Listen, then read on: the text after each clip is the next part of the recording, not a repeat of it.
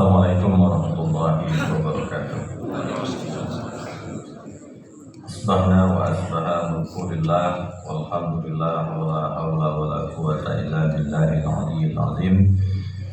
Asyhadu an la ilaha illallah wa asyhadu anna Muhammadan abduhu wa rasuluhu. Allahumma shalli ala Muhammad wa ala ali Muhammad. Sallim wa radhiyallahu anhu kulli sahabati Rasulillah ajma'in. Alhamdulillah, syukur kita kepada Allah Subhanahu wa taala. Pagi hari ini kita dihimpun oleh Allah di majelis ini. Semoga majelis kita ini majelis yang diberkahi oleh Allah Subhanahu wa taala. Amin. Serta salawat dan salam marilah kita mohonkan semoga tercurah kepada baginda Nabi Muhammad sallallahu alaihi wasallam sebagai uswah dan qudwah hasanah buat kita semua. Bapak-bapak, ibu-ibu yang dimuliakan oleh Allah, dari panitia saya diamanahkan menyampaikan tema hikmah dan nilai perjuangan perang Badar. Wah, ini luar biasa ini. Bapak-bapak, ibu-ibu yang dimuliakan oleh Allah, Nabi Muhammad sallallahu alaihi wasallam 13 tahun di kota Mekah, dan pada akhirnya turun perintah Allah Subhanahu wa taala untuk hijrah ke Madinah. 2 tahun di kota Madinah berarti 2 Hijriah. 2 Hijriah adalah awal dari perperangan Rasulullah SAW. Badar itu, perang Badar ini sebenarnya bagian dari ekspansi memberikan keamanan kepada kota Madinah. Sebenarnya tujuan bukan untuk perang Badar, bukan tujuan perang, tapi hanya memberikan pengamanan di sekitar Madinah itu. Dan ternyata bertepatan dengan kafilah perdagangan Abu Sufyan yang pulang dari berdagang dari Syam menuju ke Mekah. Maka itu adalah momen di mana akhirnya terjadi perang Badar ini. Singkat cerita, perang Badar ini perperangan yang tidak seimbang. Kenapa tidak seimbang? Karena kaum kafir itu berjumlah sekitar 1000 orang, sedangkan kaum mukmin 314 orang.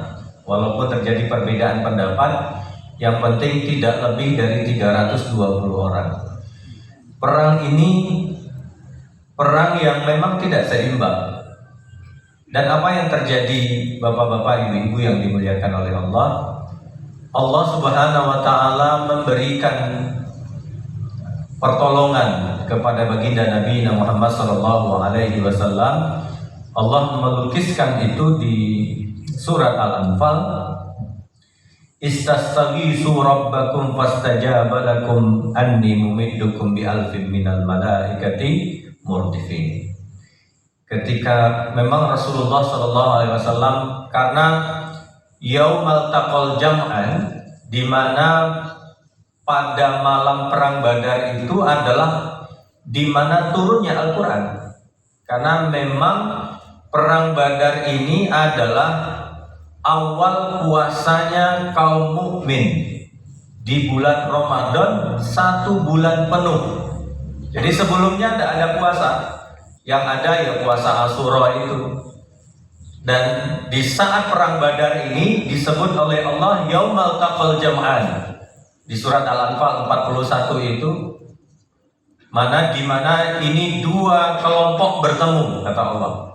Dan itu malam di mana Allah menurunkan Al-Quran, dan di mana baginda Nabi Muhammad sallallahu alaihi wasallam berdoa mulai ba'da Isya sampai mendekati subuh. Jenengan pernah mengangkat tangan mulai dari Isya sampai subuh? Coba aja. Pegel-pegel apa enggak? Nabi Muhammad pernah berdoa mulai ba'da asar sampai maghrib. Sampai Abu Bakar Siddiq malam itu mengatakan, cukup ya Rasulullah.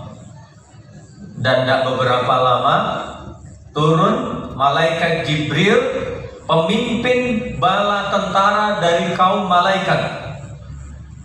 Kalau dalam surat Al-Fatir kita menemukan bahwa Jibril itu punya sayap 1, 2, 3, lalu ada yang mengatakan 600 sayap.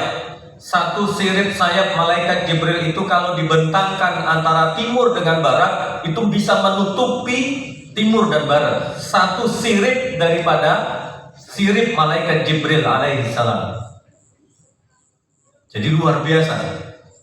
Yang pemimpin perang Badar orang termulia Muhammad sallallahu alaihi wasallam, dan pemimpin dari karangan malaikat adalah malaikat termulia, yaitu malaikat Jibril alaihissalam. Nah, turun berapa? Turun 1000 malaikat. Jibril memakai kuda putih, kudanya Jibril alaihissalam, dan ada 1000 malaikat yang ada di belakang Jibril alaihissalam. Apa kata Rasulullah kepada Abu Bakar? Kabar gembira Abu Bakar, Allah telah menurunkan 1000 malaikat. Nanti di dalam perperangan tidak hanya 1000 Pak yang turun, tapi 5000 bala tentara malaikat yang turun ketika itu. Bapak-bapak, ibu-ibu yang dimuliakan oleh Allah, saya karena diamanahkan bukan sirahnya tapi hikmahnya, saya tidak akan bercerita tentang sirah detailnya perperangan itu. Namun yang kita lihat nanti di surat Al-Anfal ini itu menggambarkan tentang perang Badar itu sendiri.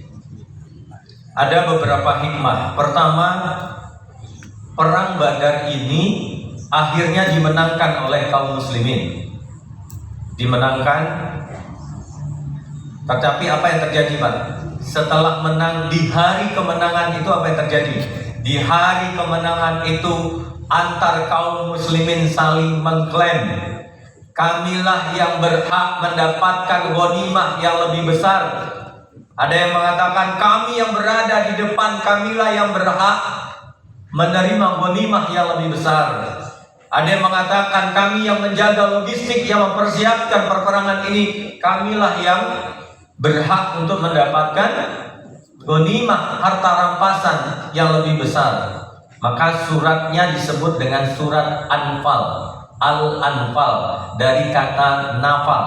Nafal itu artinya adalah harta milik panglima yang dibagikan. Itu namanya nafal. Maka disebut dengan Al-Anfal. Sebagian mengatakan kami yang berhak, kami yang jaga di Syria. Syria itu Nabi, karena menurut sahabat perang ini, nah kalau kita melihat di surat Al-Anfal ayat yang kelima, itu Allah ingin catatkan, kama akhrajaka rabbuka min baitika bil haqq wa inna fariqam minal mu'minina lakarihun. Mereka orang-orang mukmin ketika itu diminta oleh Rasulullah untuk keluar dari rumah mereka. Mereka itu gak mau sebenarnya, berat Pak. Kenapa? Karena mereka tahu ini namanya bukan perang tapi setor nyawa. Ini bukan perang ya Rasulullah, ini setor nyawa. 1000 orang, kita 314 orang. Itu namanya setor nyawa. Gak mungkin kita bisa menang. Hitungan perang. Akhirnya para sahabat meletakkan Rasulullah di tenda paling belakang dan dijaga. Menurut yang menjaga ini, kamilah yang berhak mendapatkan harta rampasan yang paling banyak. Ternyata Pak, di hari kemenangan itu bisa saja hari kekalahan orang mukmin. Kenapa? Karena berebut harta. Berebut harta. 3 hari Pak. Setelah kemenangan itu Rasulullah mabit di Badar itu 150 km dari kota Madinah, 3 hari baru pulang. ngurusin mayat, ngurusin harta rampasan, bertengkar, turun ayat ini. Jenengan tahu siapa yang saling minta harta rampasan ini? Kalibernya sahabat, Pak. Ini kalibernya sahabat. Kalau kita kira-kira apa yang terjadi? Wah, gelut. Ini sahabat. Tapi kita lihat kaliber sahabat ini ketika turun surat Al-Anfal ini dicacar oleh Allah dengan 41 ayat.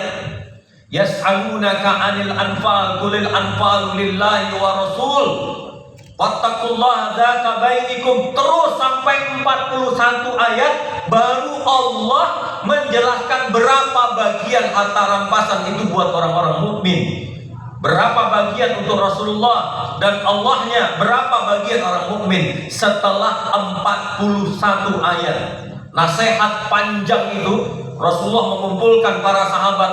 Rasulullah membacakan surat Al-Anfal ini di depan para sahabat. Sahabat diam, menangis, cucuran air mata. Cucuran air mata. Mereka benar-benar merasa bersalah sangat luar biasa. Apa kata Allah? Yas'alunaka 'anil anfal. Muhammad, mereka itu bertanya tentang harta rampasan. Katanya, apakah memang pantas mereka itu mendapatkan harta rampasan? Bukankah ayat kelima kita lihat, kama akhrajaka rabbuka min baitika bil haqq wa inna fariqam minal mu'minina lakarihun. Bukankah kalian keluar dari rumah kalian saja, kalian tidak mau untuk taat kepada Allah dan Rasulnya, lalu kalian ingin mengatakan kalian yang berhak mendapatkan harta rampasan? Perang aja gak mau. Coba, ini kalau kiai dikumpulin santrinya, kalian ingin mengakui bahwasanya harta rampasan itu milik kalian? Siapa yang memaksa kalian keluar dari rumah? Kalau bukan Rasulullah SAW. Ini bahasa saya, Pak. Tapi bahasanya Allah lembut. Nah, kalau bahasa saya kan agak kasar. Kama akhrajaka rabbuka min baitika bil haqq wa inna fariqam minal mu'minina lakarihun. Lalu apa kata Allah? Yujadilunaka fil haqqi ba'da ma tabayyana kama ka'annama yusakuna ilal maut wa hum yanzurun. Bukankah kalian di hati kalian itu, kata Allah, ini namanya yusakuna ilal maut, menyetorkan kematian. Itu kan yang di dalam hati kalian.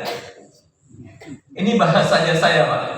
Yusakuna, ini nama setor kematian ya Rasulullah. Bukankah itu yang ada di hati kalian ketika itu? Lalu kalian masih menuntut harta rampasan ini. Masya Allah, Pak. Ini kalau pidatonya Pak Soekarno ini bisa, wah, luar biasa ini. Ini yang memberikan nasihat siapa, Pak? Langsung Allah lewat lisan baginda Nabi Muhammad Sallallahu Alaihi Wasallam. Kenapa harta itu menjadi masalah besar di setiap kemenangan? Coba lihat jenengan. Nanti di perang Uhud, apa yang menyebabkan kaum mukminin kalah? Persoalan apa? Harta. Di mana lagi? Kita lihat di Inggris. Apa yang menyebabkan biladus syuhada, lantainya orang-orang mukmin bertumpahan darah di wilayah sana itu. Kenapa? Biladus syuhada ini. Karena persoalan harta. Maka ketika Rasulullah SAW menaklukkan kota Mekah, idza jaa nasrullahi wal fath wa ra'aitan nasa yadkhuluna fi dinillahi afwaja. Apa yang diingatkan oleh Allah? Fasabbih bihamdi rabbika wastaghfir. Kalau engkau menang, bukan persoalan harta yang kalian dahulukan, tapi fasabbih. Ingat, pemberi kemenangan itu siapa? Sama, Pak, dengan kita. Kita merasa memiliki hari ini kesehatan, harta, punya anak, punya sawah, punya kebun, punya perdagangan. Pertanyaannya, siapa yang punya itu? Kadang kita lupa, Pak. Kadang kita lupa bahwasanya itu milik Allah Subhanahu wa Ta'ala. Saya ingin mengutip surat An-Nisa ayat yang ke-9. A'udzubillahi minasyaitonirrajim. Bismillahirrahmanirrahim. Wal yahsal ladzina law taraku. Law itu bentuk syaratnya. Wal yahsha adalah bentuk perintah. Wal yahsha alladzina law taraku min khalfihim dzurriyyatan di'afa khafu 'alaihim falyattaqullaha falyaqulu qawlan sadida. Ini surat An-Nisa yang ke-9 ini berada di tengah-tengah pembicaraan tentang apa? Warisan. Apa kata Allah? Wal yahsha. Dalam bahasa Arab takut itu ada beberapa kata. Pertama adalah khasyah, yang kedua adalah khauf. Kalau khauf itu minal khaufi wal ju'.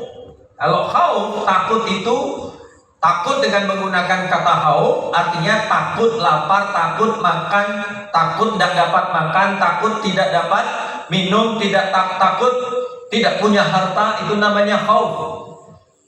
Tapi khasyah adalah takut karena punya ilmu bahwasanya kita ini akan kembali kepada Allah Subhanahu wa Ta'ala. Maka Allah menggunakannya wal yahsyal ladzina law taraku.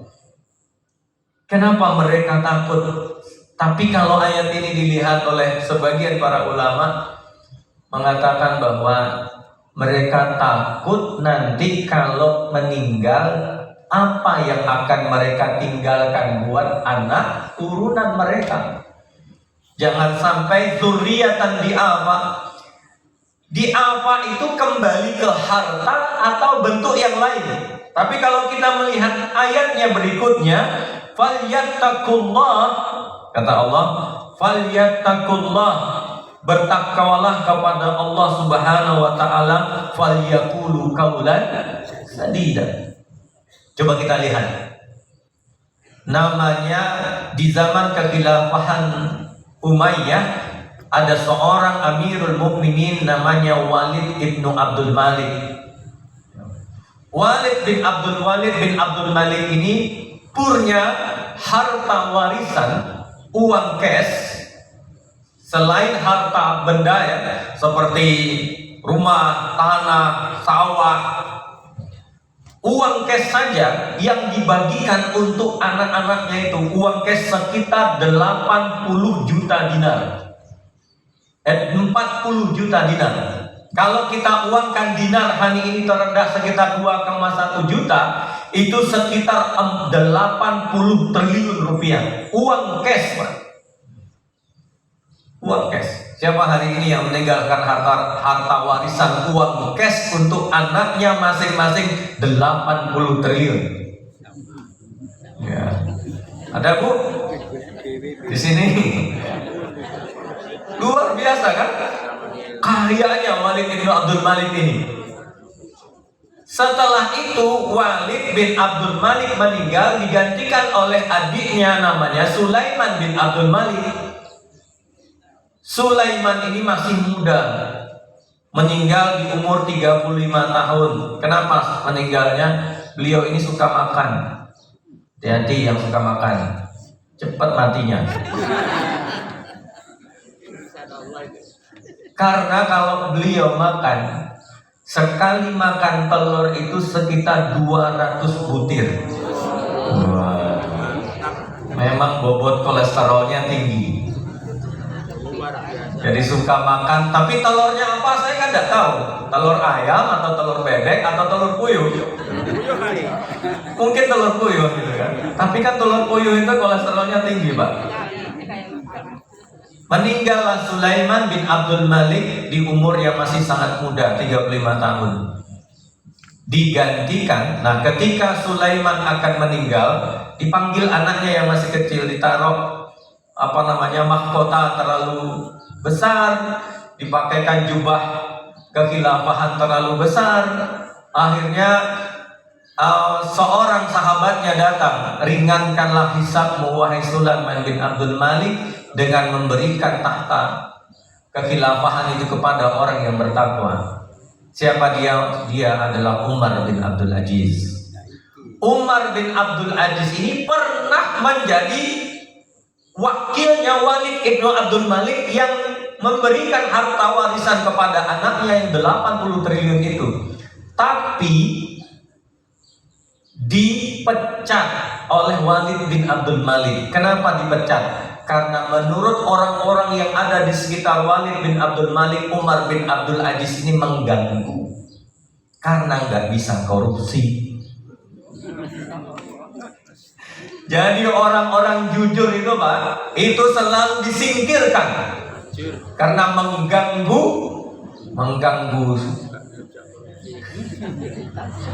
banyak hal ya. Mengganggu ini. Akhirnya diangkatlah Umar bin Abdul Aziz menjadi seorang khalifah. Tapi tidak lama Pak, cuma hanya 2,5 tahun. 2,5 tahun itu apa yang dilakukan oleh para koruptor itu? Yang dilakukan meracuni Umar bin Abdul Aziz sedikit demi sedikit, sampai akhirnya Umar bin Abdul Aziz itu wafat.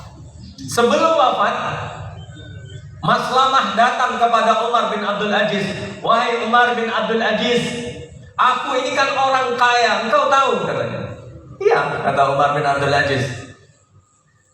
Bikinlah surat wasiat, semua anakmu aku akan jamin untuk hidupnya, kata Maslamah.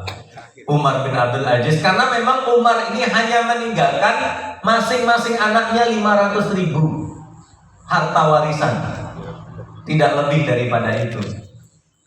Apa kata Umar bin Abdul Aziz? Wahai Maslamah, terima kasih engkau telah memberikan jaminan untuk anakku, tapi aku telah memberikan titipan kepada yang lebih kepada dirimu daripada dirimu wahai Maslamah, Allah Subhanahu wa taala. Falyaqulu fattaqullah falyaqulu qaulan sadida. Aku telah meninggalkan Allah dan Rasulnya. Hitung saja hartamu itu wahai Maslamah, perbaiki hartamu itu Maslamah, persiapkan dirimu wahai Maslamah untuk hartamu akan dihisab oleh Allah Subhanahu wa taala nanti di yaumil akhir kelak. Tapi apa yang terjadi Pak? Kita bandingkan. Yang Umar bin Abdul Aziz meninggalkan harta warisan buat anaknya yang sedikit itu, tapi dia meninggalkan falyattaqullah wal yaqulu qaulan sadida. Lihat dengan perbandingan anaknya Walid bin Abdul Malik yang meninggalkan harta warisan 80 triliun. Nanti di masa kekhilafahan Abbasiyah apa yang terjadi? Anak-anaknya Walid bin Abdul Malik yang ditinggalkan harta warisan 80 triliun menjadi orang yang termiskin di dunia. Di masa kekhilafahan Abbasiyah, pengemis Pak di pinggir jalan di masa Abbasiyah, dan menjadi buronan. Dan anaknya Umar bin Abdul Aziz ketika kekhilafahan Abbasiyah adalah penyumbang zakat tertinggi di masa kekhilafahan Abbasiyah. Mana yang ingin kita tinggalkan? Warisan atau falyattaqullah falyaqulu qaulan sadida? Keimanan Pak. Makanya dalam surat Al-Anfal ini Allah ingin ingatkan para sahabat ketika itu, apa memang kalian berhak untuk mendapatkan harta warisan ini? Kata Allah, keluar dari rumah kalian saja kalian malas, takut, lalu kalian mengatakan wa yujadilunaka fil haqqi ba'da ma tabayyana. Lalu kalian mengatakan bahwa wahum yanzurun wisakuna ilal mauti wahum yanzurun. Ini ya Rasulullah, ini persoalan setoran nyawa. Tapi mereka itu masih berpikir, kalau Rasulullah pergi sendirian kami tidak tega. Akhirnya mereka ikut. Lalu Allah ingin katakan di ayat berikutnya, ayat yang ke-9, Allah ingin katakan, apakah juga kalian masih pantas meminta harta rampasan ini, kata Allah Subhanahu wa taala. Istastaghiitsu rabbakum fastajaba lakum inni mumiddukum bi alfin minal malaikati murdifin. Istighosah, yastaghitsu itu dari kata istighosah, artinya berdoa. Istastaghisuna rabbakum, bukankah kalian yang berdoa kepada aku, kata Allah. Lalu aku jawab, aku turunkan ribuan malaikat untuk menolong kalian, kata Allah. Minal malaikati murdifin. Kalian ingin mengatakan kalian juga yang berhak menerima rampasan? Sebenarnya harta rampasan itu milik siapa, kata Allah. Itu kita diingatkan, kan? Benarkah nyawa ini milik kita? Mata ini milik kita, lisan ini milik kita, jasad ini milik kita. Hanya titipan, Pak. Hanya titipan. Maka Allah menyampaikan ayat berikutnya, ayat yang ke-10. Wa ma ja'alallahu illa busra wa litatma'inna bihi qulubukum. Bukankah kabar gembira malaikat datang itu menjadi kabar gembira buat kalian, kata Allah, untuk menenangkan hati kalian. Siapa yang menurunkan malaikat, kata Allah? Aku. Untuk hati kalian itu tenang. Kalau kalian tadi gundah, kalian merasa kalian tidak akan menyetorkan nyawa, sekarang aku turunkan malaikat, 1000 malaikat, supaya hati kalian tadi tenang, kata Allah. Wa man nasru illa min indillah. Kemenangan itu milik Allah, dari Allah.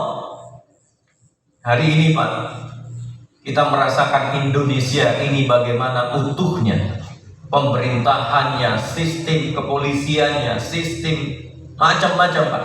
Kita merasakan diintimidasi, dicaci, dihina, ulama dipenjarakan, supaya kita sadar sepenuhnya siapa yang berkuasa tentang dunia dan Indonesia hari ini. Kita melihat Piala Dunia baru-baru ini. Ada yang nonton? Ibu-ibu? Ibu-ibu biasanya hanya menyiapkan kopi buat bapak-bapak nonton bola. Apa yang dikenalkan oleh Qatar? Qatar menyiapkan untuk dakwah, memperkenalkan Islam itu dengan dana yang sangat fantastis. Berapa? 3.000 triliun untuk Piala Dunia ini. Hari ini berapa orang yang masuk Islam gara-gara Piala Dunia ini? 50.000 orang, Pak.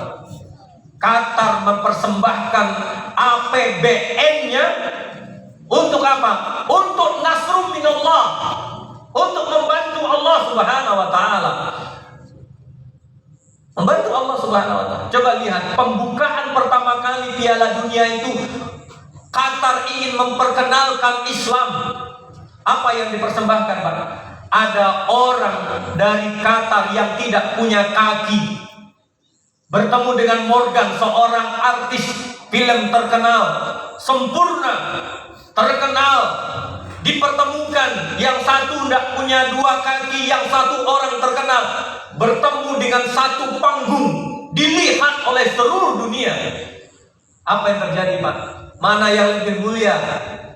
Qatar ingin mengenalkan kemuliaan manusia itu bukan keterkenalannya, bintang filmnya. Terkenalnya manusia itu karena Al-Quran ada di dalam hatinya. Ini contohnya, kata Qatar.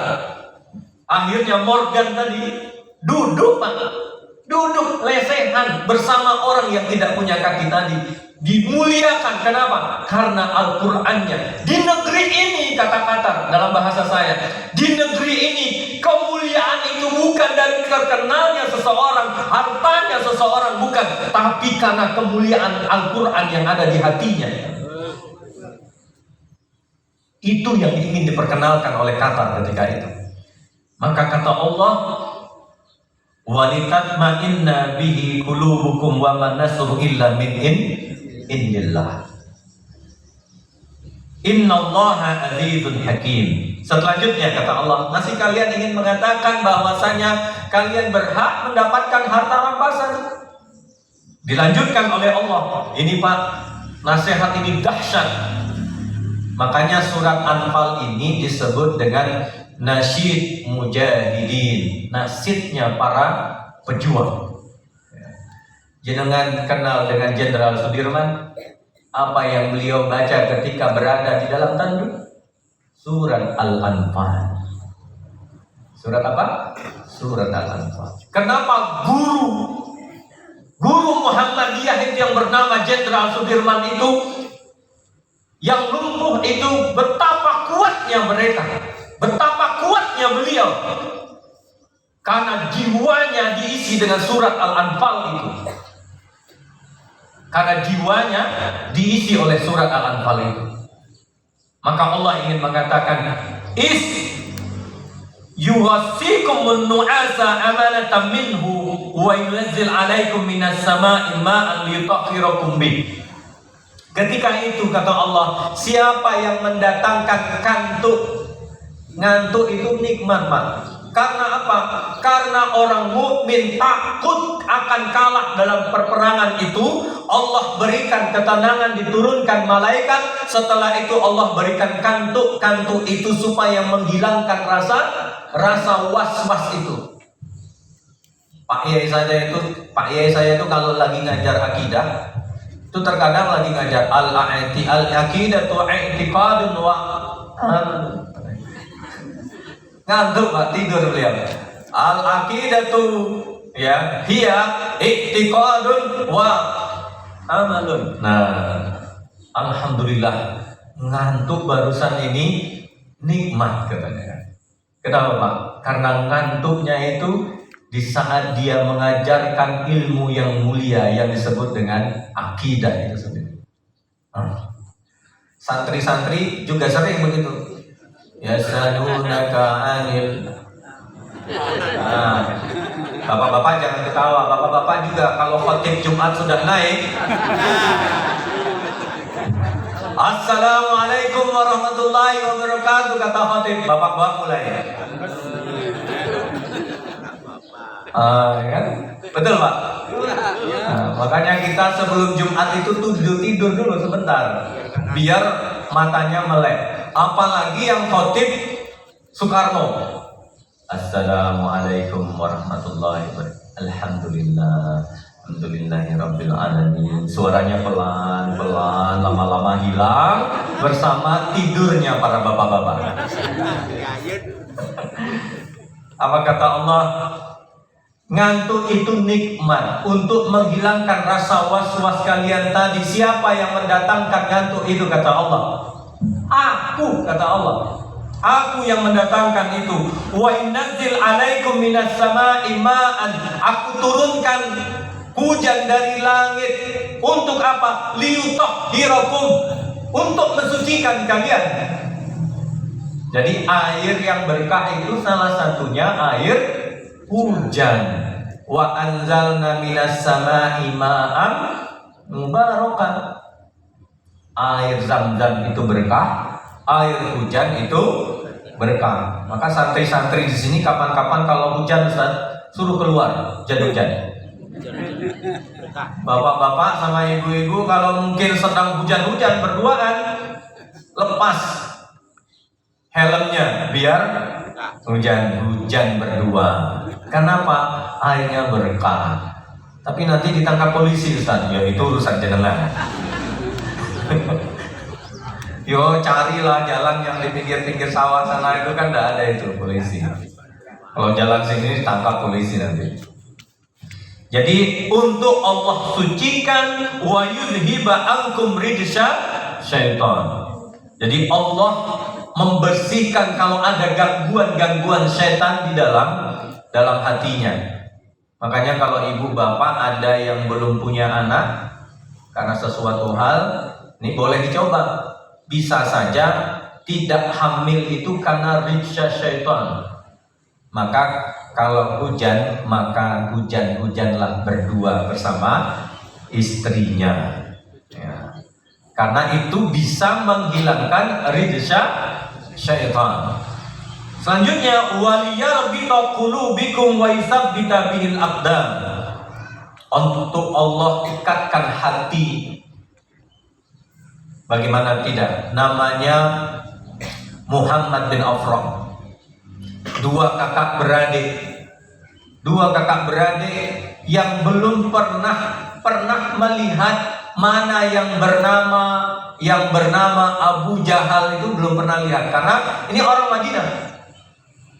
Kakak beradik ini datang kepada siapa? Datang kepada Abdurrahman bin Auf dalam kondisi kancah perang Badar itu. Dia bertanya, "Paman, mana yang bernama Abu Jahal itu?" "Sebentar," kata Abdurrahman, "nanti tak tunjukkan." Lalu mulailah Abdurrahman bergerak dan melihat ada Abu Jahal dikawal oleh pas pampres. Lalu dia memanggil Afra, "Sini. Kamu ingin tahu mana Abu Jahal?" "Iya." "Kenapa kamu ingin membunuh Abu Jahal?" Apa katanya? "Dia telah menghina Nabi Muhammad SAW. Dia juga yang telah mengusir Muhammad SAW dari kota Mekah." Hatinya, Pak, walisabbita bihi qulub. Hatinya ini untuk apa? Terikat. Dengan siapa? Dengan baginda Nabi Muhammad SAW. Dua kakak beradik, yang satu umur 15, satu 16, masuk ke tengah pas pampres itu. Adiknya yang 15 tahun ini kepalanya penggal. Al-Afra masih masuk ke tengah kancah perperangan. Dia dapat menebas kakinya Abu Jahal ketika itu. Melihat begitu, dia keluar karena tangannya ini hampir putus. Tangan kanan hampir putus, hanya diikat oleh kulit bagian luar ini. Dia melihat tangannya hampir lepas, dia keluar dari pasukan pas pampres itu. Mengatur strategi lagi, diambil ridahnya, diikatkan sebelah sini, lalu diikat. Setelah itu dia meneriakkan kembali. Pedang di tangan kirinya ini masuk lagi ke tengah itu. Dia kejar Abu Jahal, kena perutnya Abu Jahal ketika itu. Melihat Abu Jahal belum wafat, keluar lagi dia. Ini tangan mengganggu katanya. Ini yang gak kuat, gak usah saya ceritakan. Dia meletakkan tangan kanannya yang tadi hampir putus itu di tanah. Dia turun dari kudanya, dia injak dengan tangan kanan, kaki kanannya, dia tarik sehingga lepas. Setelah itu dia masuk kembali ke tengah kancah perperangan itu dan beliau wafat. Siapa yang mengakhiri hidup Abu Jahal ketika itu? Namanya Abdullah ibn Mas'ud. Kakinya pincang, orangnya kecil, naik di atas perutnya Abu Jahal ketika itu. Kita tahu ketika ditunjukkan oleh Abdullah ibn Mas'ud tentang kematian Abu Jahal, apa kata Rasulullah? "Hada huwa Fir'aun hadhihi ummah." Ini loh Fir'aunnya umat ini. Insyaallah, Pak. Jangan melihat nanti, wah, sahabat saja kok sampai segitunya. Tapi ingat, sahabat kalibernya bukan kita. Saya contohkan. Namanya Tolhah bin Ubaidillah. Tolhah bin Ubaidillah ini terkenal dengan syahidu hayy, seorang yang syahid tapi masih hidup, masih berjalan di muka bumi. Kenapa Tolhah bin Ubaidillah disebut dengan syahidu hayy? Karena di perang Uhud Rasulullah terpojok. Setelah itu hampir seluruh tubuhnya itu tombak, pedang, apalagi panah. Ya, panah. Tangannya Ubaidillah ini hampir putus. Makanya para sahabat mengatakan, sesungguhnya perang Uhud itu milik Tolhah bin Ubaidillah. Dan Rasulullah mengomentari Tolhah bin Ubaidillah, kalian ingin lihat seorang yang syahid yang masih hidup? Lihatlah Tolhah bin Ubaidillah. Orang syahid itu biasanya sudah mati, Mak. Ini syahid tapi masih hidup. Namanya Thalhah bin Ubaidillah. Suatu ketika, nah ini saya ingin mencontohkan kaliber sahabat itu beda dengan kita. Kalaupun Allah menasehati sahabat di sini, beda, Pak. Suatu ketika Thalhah bin Ubaidillah mau datang ke rumah Rasulullah. Yang keluar ketika itu Aisyah. Aisyah ini ngobrol dengan Thalhah bin Ubaidillah. Ya, ngobrol, entah apa yang diobrolkan. Rasulullah melihat dari jauh, mendekati dua orang ini. Yang satu istrinya, yang satu sahabatnya. Apa kata Rasulullah? Wahai Aisyah, masuklah ke rumah. Diambil tangannya Aisyah, masuk ke rumah. Kenapa, Pak? Karena Rasulullah cemburu. Cemburu istrinya ngobrol sama Thalhah bin Ubaidillah. Dalam hatinya Thalhah, suatu saat tidak ada penghalang aku dengan Aisyah, katanya. Nanti kalau Rasulullah tidak ada, kan aku bisa nikahi Aisyah. Turun surat Al-Ahzab ayat yang 53 itu. La tadkhulu buyut, gak boleh masuk rumah Nabi Muhammad sallallahu hatta ya'zina lakum, sampai Allah Rasulullah mengizinkan untuk bisa masuk. Pertanyaan saya, apakah Thalhah bin Ubaidillah masuk ke rumah Aisyah? Enggak, di luar. Ada yang salah? Di depan orang banyak, di luar. Menurut jenengan ada yang salah dari Thalhah bin Ubaidillah? Menurut kita wajar saja, Pak. Tapi menurut Allah, akhlak seperti itu tidak wajar. Turun surat Al-Ahzab. Bahkan setelah itu turun ayat berikutnya yang melarang seorang menikahi istri Nabi setelah Nabi meninggal. Kata Thalhah, ya Allah, baru di hati turun ayat tidak boleh nikahi istri Nabi. Ampun, kata Thalhah. Coba, Pak, kita sudah melakukan maksiat berkali-kali, nggak turun-turun ayat. Karena memang nggak turun lagi, ya Pak. Nggak turun lagi. Apa ikopnya, Pak? Apa yang dilakukan oleh Thalhah bin Ubaidillah karena kesalahannya ini? Dia membebaskan 2 budak, menginfakkan 10 onta terbaik. Onta itu zaman itu sekitar 1,7 miliar kali 7. Menginfakkan, dan beliau berjalan untuk umroh dari Madinah ke kota Mekah karena kesalahannya itu. Coba, beda nggak kita dengan sahabat? Masya Allah. Jadi konteksnya kita melihat surat Al-Anfal ini, memang sahabat dinasehati oleh Allah. Hanya persoalan bertanya, berapa harta rampasan yang milik kami ya Rasulullah? Kira-kira menurut jenengan salah atau benar? Wajar saja kan? Wajar saja. Tapi itu bagi Allah tidak wajar. Dicecar itu sahabat dengan nasihat-nasihat yang panjang. Baru di ayat yang 41 baru Allah menjelaskan berapa bagiannya.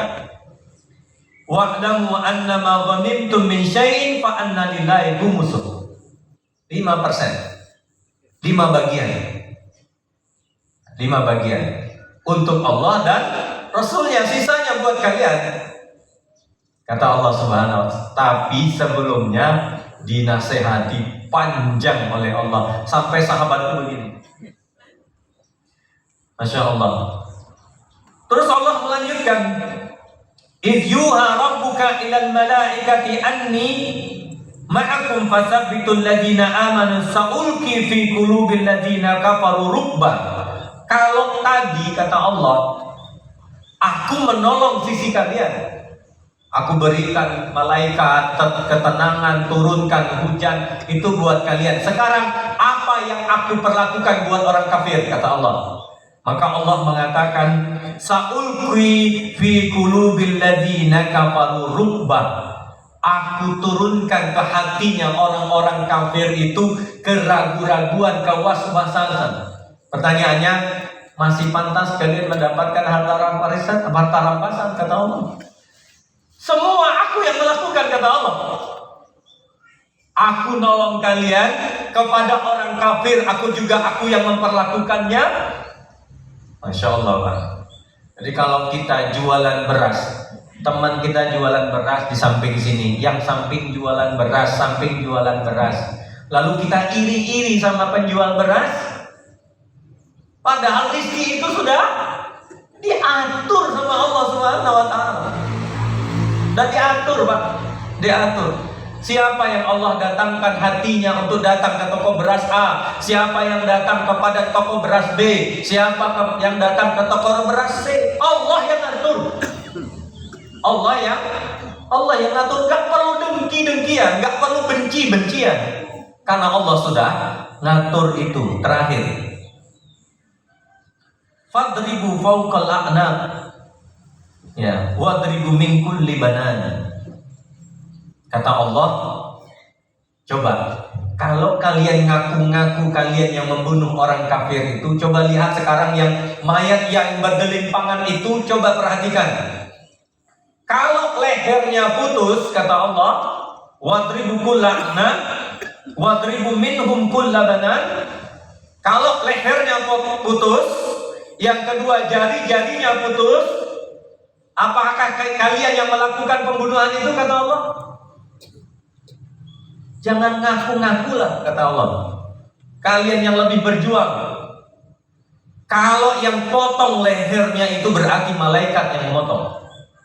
Karena manusia dalam adab perang tidak boleh memotong. Ya, nggak boleh. Yang kedua, jari-jarinya terputus. Apakah kalian yang memutusnya? Sahabat itu ketika ditanya oleh Rasulullah, kamu tadi bunuh si fulan? Tadi itu ya Rasulullah, baru tak keluarkan pedang, lehernya udah putus. Baru tak keluarkan pedang, jari-jarinya sudah putus. Berarti benar, yang bunuh bukan kalian, tapi malaikat.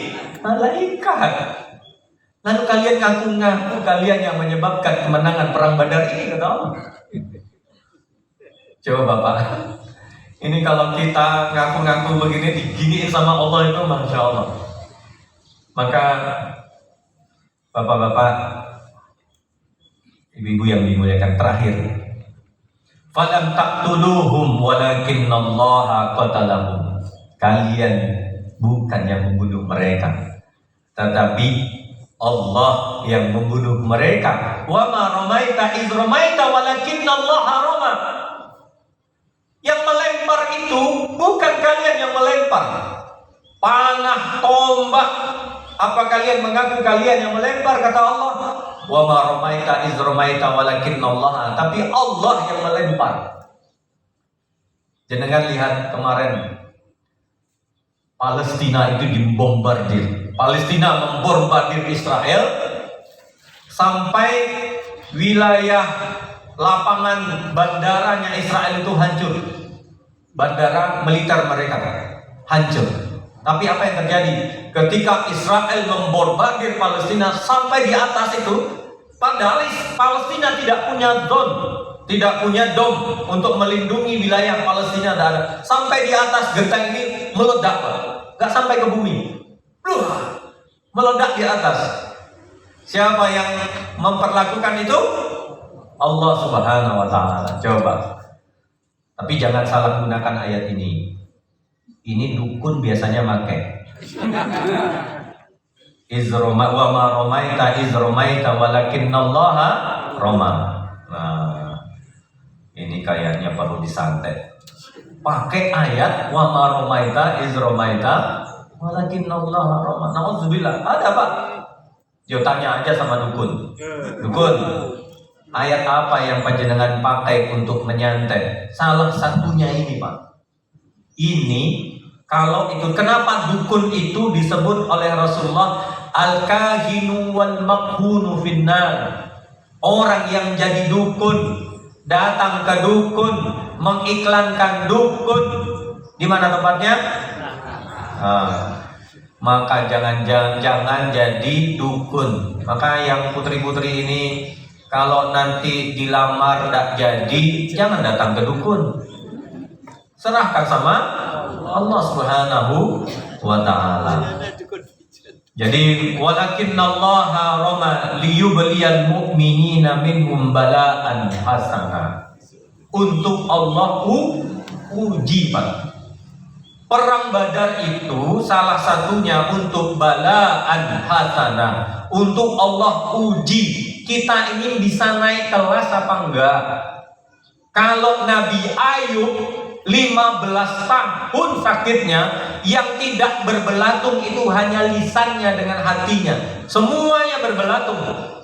Pertanyaan saya, coba jangan lihat di Al-Quran, pernahkah Nabi Ayub bermohon kepada Allah untuk disembuhkan? Ya Allah, sakit gigi, ya Allah. Kita sakit gigi setengah jam, naik tangannya ke atas. Biasanya doa begini, karena sakit gigi, oh Allah, gigi ini ya Allah sembuhkan. Nabi Ayub 15 tahun hanya mengatakan, Allah sedang menyentuh diriku. Tidak pernah berdoa, karena tahu Nabi Ayub tahu bahwasanya ini hanya balaan hasanah. Ini ujian untuk naik kelas. Jadi kalau kita diuji oleh Allah, yang santri diuji mau hafal surat Anfal, gak hafal. Yas'alunaka anil Anfal kulil. Hatinya harus diluruskan. Ya Allah, semoga memang surat Anfal ini Allah ingin bersama saya lebih panjang, lebih lama, kan gitu. Ya. Berkali-kali diulang gak apa-apa. Berarti husnuzonnya kepada Allah harus lebih diperkuat. Mungkin Allah ingin memperlama kita di surat itu. Kalau kita yang mungkin sudah punya istri, punya suami, diuji oleh Allah dengan ragam ujian, maka harus husnuzon kepada Allah Subhanahu wa ta'ala. Kenapa? Bisa saja liyubliyal mu'minina minhu bala'an hasanah. Saya rasa demikian, sudah jam 7. Alhamdulillah, walaupun surat Anfalnya belum selesai. Nanti dilanjutkan oleh ustaz-ustaz kita di sini. Wallahu a'lam bishawab. Semoga Allah memberkahi kita semua, majelis ini, masyarakat yang ada di sini. Allah Subhanahu wa ta'ala memberikan keberkahannya. Amin ya rabbal alamin. Aqulu qauli hadza, astaghfirullahaladzim. Assalamualaikum warahmatullahi wabarakatuh. Oh, doa. Baik.